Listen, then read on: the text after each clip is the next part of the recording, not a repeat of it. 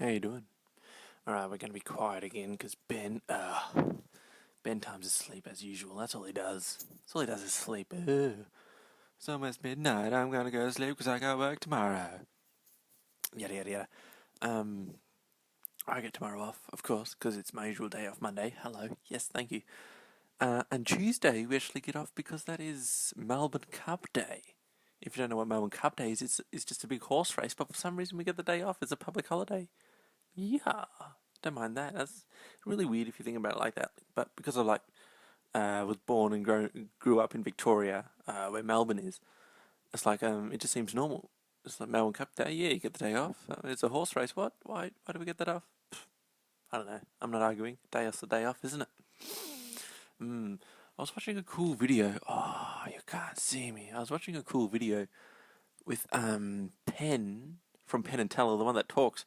I like Teller though a bit better than Penn, even though he doesn't talk, but he has a good character on him.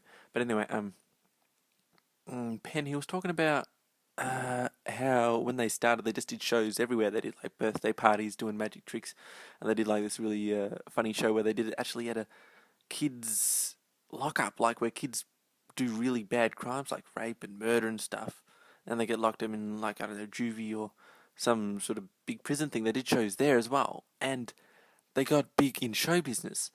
And then they had the next year, even though they were on big in show business, the next year they still had another show to be done at that prison place. And because they had that booked in, because they didn't think, oh, we won't last, we're not going to be last on show business. And then Penn said, no, you have to get rid of that the fallback. That show at the prison was their fallback. And he says, no, you got to get rid of that. Because if you have your fallback, then you're going to leave the big shows for people like Penn and Teller, the big people. That's why I think like, whoa. I see. I've always got the fallback of my daytime job in retail, but it's like one of those things. Like if you had a near-death experience, you'd all be like, "Man, I got to make every day count. I got to do everything super duper good." It's like, whoa. If you just like quit your day job, then you have to make money off say YouTube and radio and stuff like that, and not play it safe.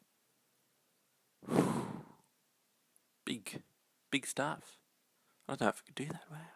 But it is an interesting thought. Like, boom, you don't have that fallback, then you're forced to be awesome. You're forced to be great. You're forced to be wicked. And you hear a lot of sort of rich, just awesome stories of people where they didn't have much.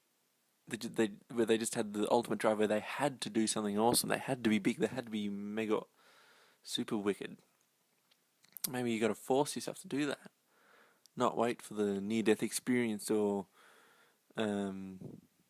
quitting your job or whatever. Just be awesome. I don't know, something to think about. Not going to quit my day job just yet, but something to think about. Interesting. Oh, hope you had a good night. And cars in the background. Hello.